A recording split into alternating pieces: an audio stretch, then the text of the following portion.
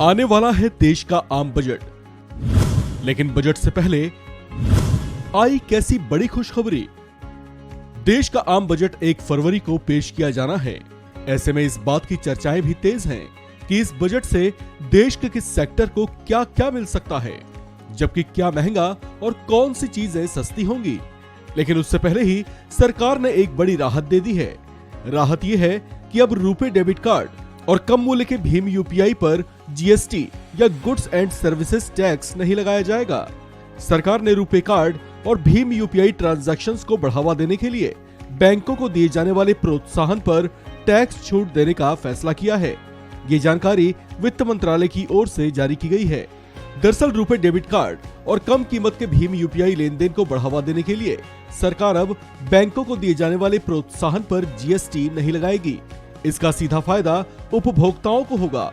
आपको बता दें कि कुछ दिन पहले ही केंद्रीय मंत्रिमंडल ने चालू वित्त वर्ष में रुपे डेबिट कार्ड और कम कीमत के भीम यूपीआई के जरिए लेन देन को बढ़ावा देने के लिए बैंकों के लिए 2600 करोड़ रुपए की इन्वेस्टमेंट स्कीम को मंजूरी दी थी।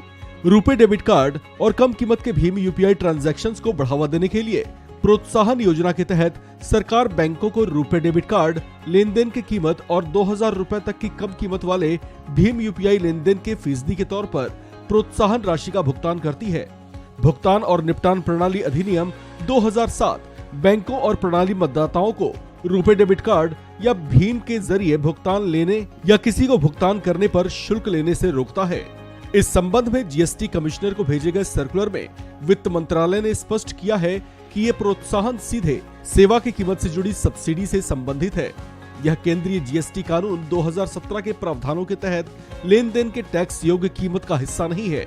इसमें कहा गया है, जैसा कि जीएसटी काउंसिल की ओर से सिफारिश की गई है, यह स्पष्ट किया जाता है कि रुपे डेबिट कार्ड और कम कीमत के भीम यूपीआई लेन देन को बढ़ावा देने के लिए इलेक्ट्रॉनिक्स और इंफॉर्मेशन टेक्नोलॉजी की ओर से दिए गए इंसेंटिव पर जीएसटी नहीं लगेगा। इस तरह का लेन देन सब्सिडी के रूप में है और इस पर टैक्स नहीं लगाया जाएगा। आपको बता दें कि पिछले ही दिनों यूपीआई ट्रांजैक्शंस के जरिए दिसंबर महीने में 12.82 लाख करोड़ रुपए की कीमत के 782.9 करोड़ डिजिटल भुगतान लेन देन का रिकॉर्ड बना है। ऐसे में रुपे कम कीमत के भीम यूपीआई लेन देन को बढ़ावा देने के लिए प्रोत्साहन पर जीएसटी नहीं लगाने से इस क्षेत्र में और ज्यादा बढ़ोतरी आने की उम्मीद है। यानी ऐसा कहा जा सकता है कि फैसले के लागू होते ही अगले कुछ महीने में ही डिजिटल भुगतान लेन देन का एक नया और बड़ा रिकॉर्ड बन सकता है। इस खबर में फिलहाल इतना ही। बाकी अपडेट्स के लिए बने रहिए वन इंडिया हिंदी के साथ।